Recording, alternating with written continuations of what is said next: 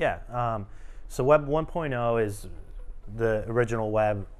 Basically, it's one-way communication of information to consumers. So it's static pages. You're basically getting information. A lot of information is hard to find as well. And Web 2.0 is where it's now a two-way street, and you're also giving information back as a consumer. And that's where a lot of new tools made that possible, like JavaScript, HTML, 5, CSS, and all of that. So, Facebook is one example of this, where you're actually posting pictures, right? You're posting, different paragraphs, blogs. So you're giving information back, and also those web programs are collecting information about you, your browsing habits, etc. So it's a lot more interactive, right? And that's the web that we know today. That's Web 2.0.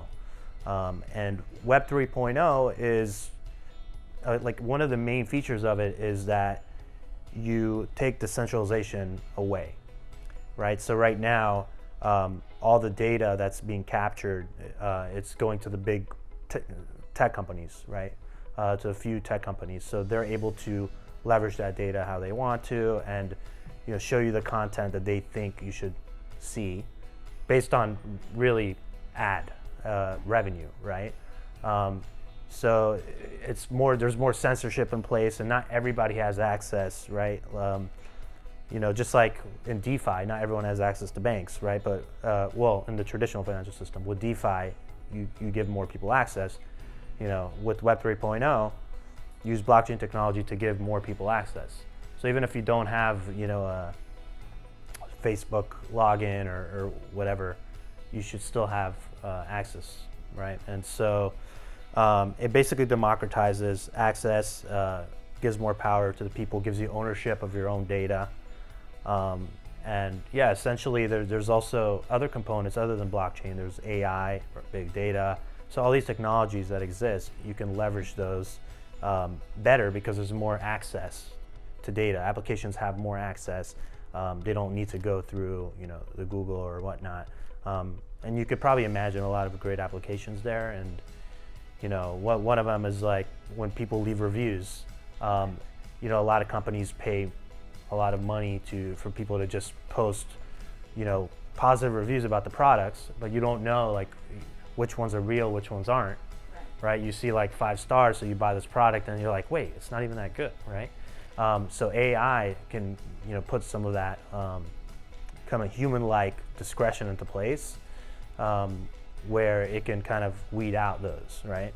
So instead of relying on like one big tech company to do something like that, it really, opens up the entire, internet to be able to put in these types of programs. So it's just about wider access and ownership. Does this mean that we will not have any need for browsers like Google? I mean, you'll still need browsers. Who owns those browsers? I'm not sure. I mean, you could still, have Firefox and, Microsoft give you browsers. It's just a way to access data, but not from Google or Facebook or, but more from the democratized internet. Okay. So you explained what blockchain's role in this. What is cryptocurrency's role? Is there a role for them? Yeah, so cryptocurrency, I mean, essentially a lot of these applications could basically, they work off of currency, right? A lot of these applications have their own currency, and it's meant to incentivize the operations, right? So instead of like Google is incentivized to run their operations to, in that example I gave, to weed out reviews. Why would they want to weed out reviews? Because they want to make the system more usable, so that advertisers want to put their ads there, right? But if you take that away, what incentivizes, the community to build these processes that automate that? Coins, right? Like there's a lot of like tokenomics that really run these applications, and so a lot of investors, come in and want to invest. That helps, fund these applications and the operations of them.